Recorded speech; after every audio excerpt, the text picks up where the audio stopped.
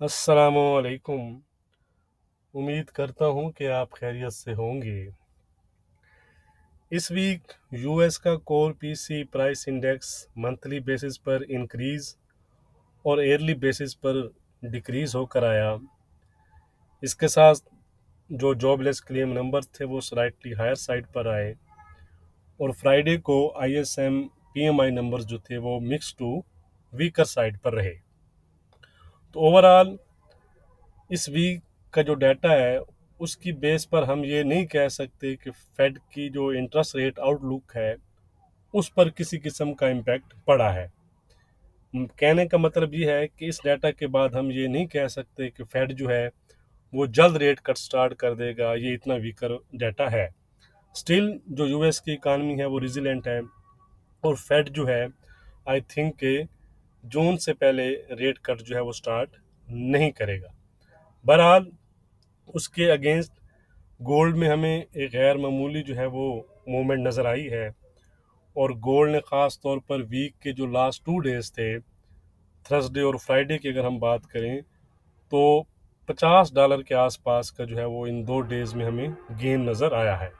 इसके अगेंस्ट अगर आप यूएस डॉलर को देखें या बॉन्ड यील्ड्स को देखें तो उनमें हमें कोई ख़ास मूवमेंट नज़र नहीं आई। मूवमेंट आई है पर अलबत्ता वो इतनी मूवमेंट नहीं है कि उसकी बेस पे हम कहें कि गोल्ड में इतना शार्प अपसाइड वजह बना है। ठीक है जी, तो आप कह सकते हैं कि गोल्ड ने उन दोनों को जो है वो आउट परफॉर्म किया है। So that's why it was, आप कह सकते हैं कि नॉट अ रेगुलर मूव। इस तरह के जो अनएक्सपेक्टेड मूव होते हैं वो बाज़-औक़ात मार्केट में देखने को मिलते हैं और ऐसे मूव्स ही जो हैं वो अक्सर लोगों के अकाउंट वाश होने का बायस बनते हैं। वो लोग जो बगैर एसल के और जो है वो रिवेंज ट्रेड करते हैं। और याद रखिएगा कि ये एक इम्पॉर्टेंट ट्रेडिंग रूल है कि नेवर लूज योर अकाउंट। कभी भी आपको अपना अकाउंट लूज नहीं करना चाहिए। अगर आप अपना अकाउंट ही लूज कर देंगे तो फिर आप ट्रेड कैसे कर सकेंगे। ठीक है, तो मनी मैनेजमेंट जो है वो आपको ज़रूर फॉलो करना चाहिए। बहरहाल मार्केट फ़िलहाल भी नियर टर्म में यूएस का जो डाटा ड्रिवन ही नज़र आएगी। एक अनाउंसमेंट मैंने करना थी कि आप में से जो लोग काम कर रहे हैं मार्केट में काफ़ी टाइम से, जो चार्ट को एनालाइज करते हैं और अपना व्यू शेयर कर सकते हैं और अपने आप को प्रमोट करवाना चाहते हैं, तो वो मुझसे डिस्क्रिप्शन में दिए गए व्हाट्सएप नंबर पर कांटेक्ट करें। मैं चाहता हूं कि 2 से 3 लोगों का जो है वो मैं एक पैनल सेलेक्ट करूं जो मेरे चैनल पर लाइव सेशन कर सकें। अगर आप अपने आप को इस काबिल समझते हैं तो ज़रूर मुझसे कांटेक्ट करें। बाकी मेरा जो मेथड है, यानी जो मेरे एनालिसिस हैं जो रेगुलर वीडियो की सूरत में आपको मिलते हैं, वो सेम मैं शेयर करता रहूँगा। ये जो होंगे ये मैं इसलिए कह रहा हूँ कि चलें यूएस सेशन में ये जो 2-3 लोग मैं सेलेक्ट करूँ वो लाइव स्ट्रीम कर सकें। तो नेक्स्ट वीक की बात करते हैं। तो नेक्स्ट वीक काफ़ी मेजर डाटा और इवेंट्स हैं जो मार्केट को वोलेटाइल कर सकते हैं। उससे पहले अभी तक अगर आपने वीडियो को लाइक नहीं किया तो लाइक और शेयर ज़रूर कर दिया करें।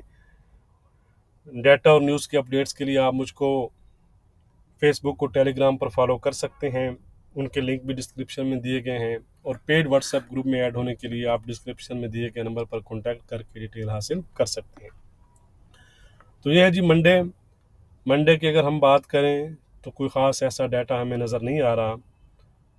ट्यूसडे को बैंक ऑफ जापान के जो गवर्नर हैं उनकी स्पीच है और यूएस के आईएसएम सर्विसेज पीएमआई नंबर्स हैं। इनकी फोरकास्ट लोअर साइड पर है और इसके साथ फैक्ट्री ऑर्डर्स हैं। तो ट्यूसडे को ये वाले जो नंबर्स हैं ये मार्केट पर इम्पैक्ट डालेंगे। वेडनेसडे की बात करें तो एडवांस नॉन फॉर्म पेरोल्स हैं, इस दफ़ा स्लाइटली इंक्रीज होकर आने की फोरकास्ट है। बैंक ऑफ कनाडा का इंटरेस्ट रेट है अगर आप कैड में काम करते हैं। और फेड चेयरमैन पावर की जो है वो टेस्टिफाई है कांग्रेस में। तो ये काफ़ी इंपॉर्टेंट रहेगा कि उनके जो कमेंट्स हैं वो क्या पास करते हैं, इंटरेस्ट रेट के बारे में रिगार्डिंग वो क्या हिंट देते हैं। तो ये काफ़ी इंपॉर्टेंट डाटा रहेगा। जॉब ओपनिंग है तो याद रखिएगा कि फेड चेयरमैन का जो कमेंट्स हैं वेडनेसडे को उन पर आपने नज़र रखनी है। थर्सडे को ईसीबी की मॉनेटरी पॉलिसी है, अनचेंज रहने का जो है वो फोरकास्ट की जा रही है कि रेट को अनचेंज ही रखा जाएगा। जॉबलेस क्लेम्स हैं यूएस के, ईसीबी की जो प्रेसिडेंट है वो प्रेस कॉन्फ्रेंस करेंगी और अगेन से यानी कि सेकेंड डे होगा फेड चेयरमैन पावल की टेस्टिफाई का। तो नेक्स्ट वीक भी मेरे ख्याल में काफ़ी वोलेटाइल होने वाला है।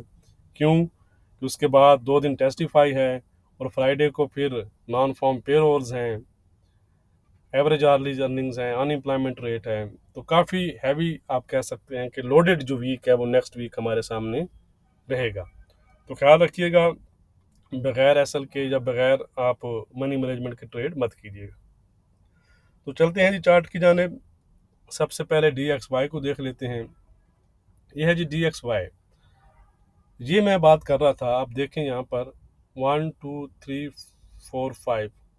तो अगर आप देखें तो कोई ख़ास मूवमेंट हमें डॉलर इंडेक्स में नज़र नहीं आई। ठीक है, पीसी डाटा के बाद भी अगर आप देखें तो ये ग्रीन में क्लोज हुआ है। ठीक है, और अलबत्ता फ्राइडे को आप कह सकते हैं कि रेड में क्लोज हुआ है। बहरहाल इतनी ये मूवमेंट नहीं थी कि गोल्ड इतना हमें मूव दिखाता। तो डॉलर इंडेक्स पर स्लाइटली अब ये है कि थोड़ा सा ये मज़ीद शायद ये डाउन टेस्ट एरियाज कर सके जो ये वाले लोज हैं। ठीक है, तो हमारा व्यू फिलहाल इस पर अपसाइड का ही है जब तक ये वाले लो ये ब्रेक नहीं करता। ठीक है, अगर ये लो ब्रेक करता है तो हम कह सकते हैं कि दोबारा से ये फिर 103 के लेवल को टेस्ट करेगा। ठीक है, वरना अगर ये लो ब्रेक नहीं करता तो ये दोबारा से इन हाइज को जाकर टेस्ट कर सकता है।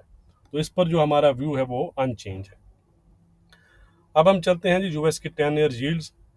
अगर आपको याद हो तो मेरी और आपकी ये बात हुई थी कि एक लॉन्गर टर्म में बॉन्ड यील्ड्स को मैं 440 और 370-80 की रेंज में देख रहा हूँ।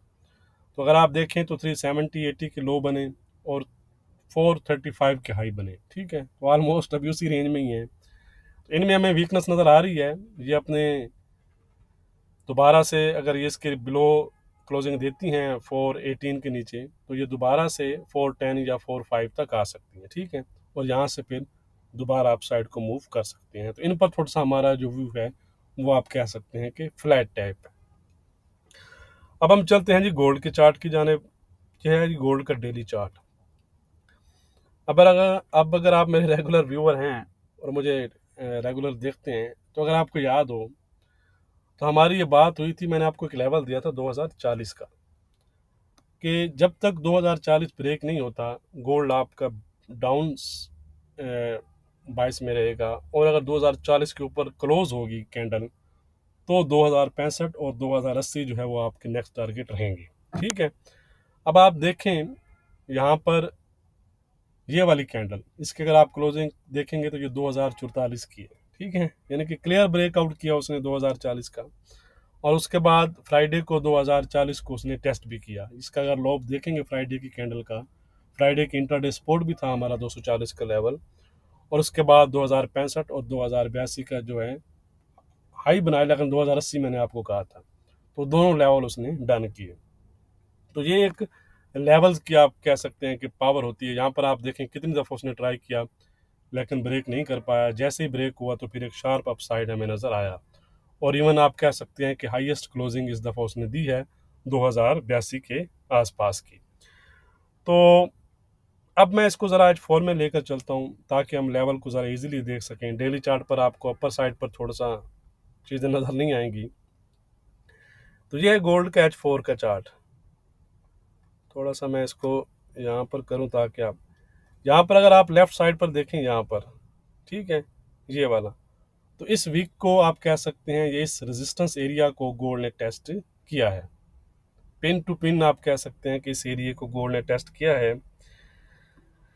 तो ये लेवल कौन सा है? ये लेवल है 288 290 का, 288 90 का जो लेवल है ये इस लेवल है। तो इमीडिएट हर्डल तो इसके लिए यही है। ठीक है, इसको अगर गोल्ड ब्रेक करता है तो क्लोजली फॉलोड बाय 2100, यानी साइकोलॉजी लेवल भी है, इसलिए मैं आपको कह रहा हूँ। लेकिन जो टफ नेट रहेगा मेरे ख्याल में जिसको गोल्ड को क्रैक करना पड़ेगा वो वाला रहेगा 2118 का। ठीक है जी, थोड़ा बहुत मैं बोल के लाइन्स को नहीं देखिएगा, जो वर्डिंग मैं कह रहा हूँ उसको आपने गौर करना। ठीक है, तो 2118 I think tough nut to crack होगा गोल्ड प्राइसेस के लिए। 2118 को अगर गोल्ड ब्रेक करता है तो गोल्ड 2130, और दोबारा से जो उसने विक लगाई हुई है प्रीवियस 2143 और 2150 की, फिर वह ये तक टेस्ट कर सकता है। ऑन द अदर साइड अगर हम स्पोर्ट एरियाज की बात करें तो इमीडिएट जो स्पोर्ट एरिया है गोल्ड प्राइसेस के लिए वो है ये 2065। ठीक है, आप कह सकते हैं कि रेजिस्टेंस बिकम सपोर्ट। प्रीवियस ये रेजिस्टेंस का काम कर रहा था, अब ये सपोर्ट का काम करेगा। ठीक है, तो ये इसका इनिशियल सपोर्ट रहेगा। जैसे ही इसको अगर गोल्ड ब्रेक करता है तो फिर गोल्ड आपको शार्प एक डाउन साइड दिखा सकता है दोबारा से 2044 से 2050 के एरिया तक, ये वाला एरिया। ठीक है, तो जब तक गोल्ड इस जोन को ब्रेक नहीं करता तो गोल्ड में जो बायर्स हैं उनका अपर हैंड रहेगा। इसके नीचे आप कह सकते हैं कि जो बेयर्स हैं वो अपनी ग्रिप टाइट करेंगे और गोल्ड को दोबारा से 2030 और 2020 की तरफ लेकर जा सकते हैं। ठीक है, तो अब हम देख लेते हैं कि हमारा रेजिस्टेंस और सपोर्ट क्या रहेगा वीकली, और मैं नेक्स्ट वीक के लिए क्या जो है वो एक्सपेक्ट कर रहा हूँ। अभी तक वीडियो को लाइक नहीं किया तो लाइक ज़रूर कर दें। अच्छा जी, तो नेक्स्ट वीक के लिए रेजिस्टेंस जो हमारा है वो है 2118 का। अगर गोल्ड 2118 ब्रेक करता है तो 2130 और 2145 तक दोबारा से जा सकता है। सपोर्ट है गोल्ड में हमारा 2024 का। अगर गोल्ड 2024 ब्रेक करता है तो दोबारा से 2010 और 2000 के लेवल पे टेस्ट कर सकता है। ट्रेंड की बात करें तो ट्रेंड तो बताने की ज़रूरत ही नहीं है, ट्रेंड इसका जो है वो पॉजिटिव बना हुआ है। अलबत्ता मैं जो है इसमें एक जो है वो शार्प जो है वो करेक्शन एक्सपेक्ट कर रहा हूँ। ठीक है जी, वीडियो को लाइक और शेयर करना मत भूलिएगा। बहुत शुक्रिया।